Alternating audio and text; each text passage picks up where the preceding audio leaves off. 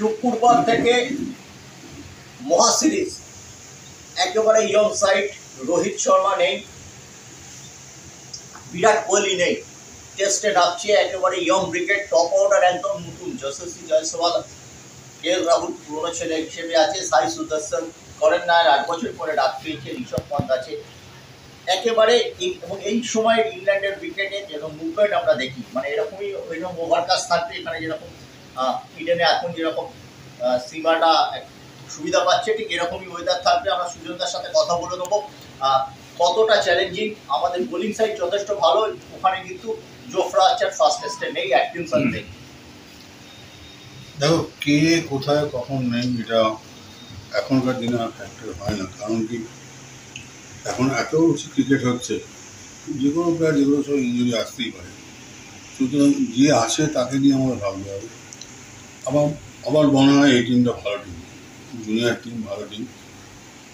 যদি নিজেদের মধ্যে কারেজটা ধরে রাখতে পারে, ভালো খেলবে।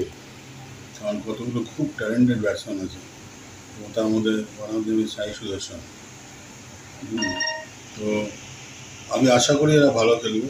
আমাদের বোলিং লাইন তো ভালোই, তবুও আমার ব্যাটিং লাইনের যথেষ্ট অবস্থা আছে, মানে প্রত্যেকেই যথেষ্ট ভালো খেলেই এসছে, এবং আমি আশা করি ভালো খেলা হবে।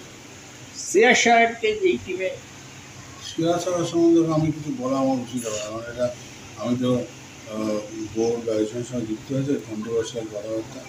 তবে সেটা ভালো খেলেছে, আমার মনে হয় আজকে নয় কালকে তো নিশ্চয়ই থাকবে।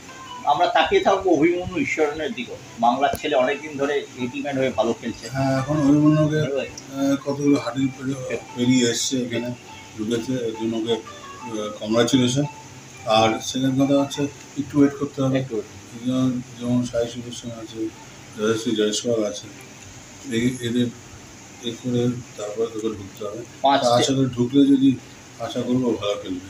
এবং 5 টেস্ট, সেখানে একটা ইঞ্জুরিও ফ্যাক্টর হয়ে উঠতে পারে, ওর কাছে আশীর্বাদ হয়ে যেতে পারে টপ অর্ডারের কারো একটা ইঞ্জুরি। আমি চাইবো কারো ইঞ্জুরি না হোক, হ্যাঁ আমার টিম ভালো খেলুক, এটাই আমি চাই। অনেক ধন্যবাদ সুজন দা। Thank you.